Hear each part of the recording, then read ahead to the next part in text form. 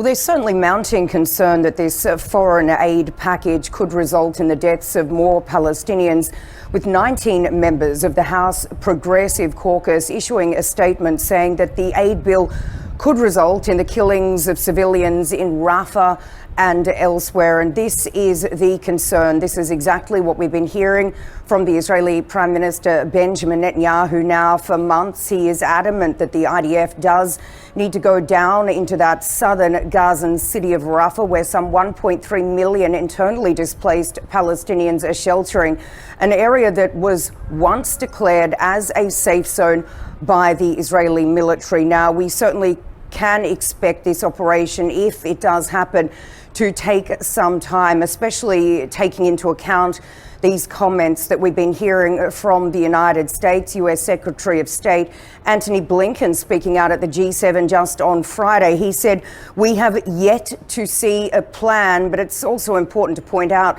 that Blinken also said that the United States cannot support a major military operation there.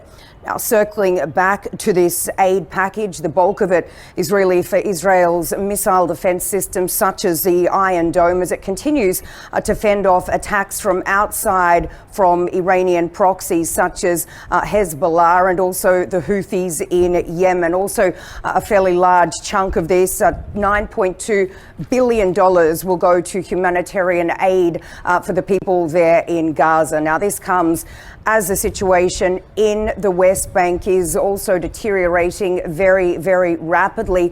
There's currently a 3-day strike right across the West Bank and protests underway in Ramallah after a 3-day raid by the Israeli military in the Ner Shams refugee camp, with 14 Palestinians killed and a number of other people wounded. Now, the IDF is calling this a counter-terrorism operation, saying that they killed 10 gunmen and arrested some 8 wanted Palestinians. Meanwhile, a manhunt is also underway in the West Bank, with the military saying that shots were fired over the green line, which separates Israel and the West Bank, into a kibbutz up in the north. We do understand that the military has since blocked roads and is searching for an assailant.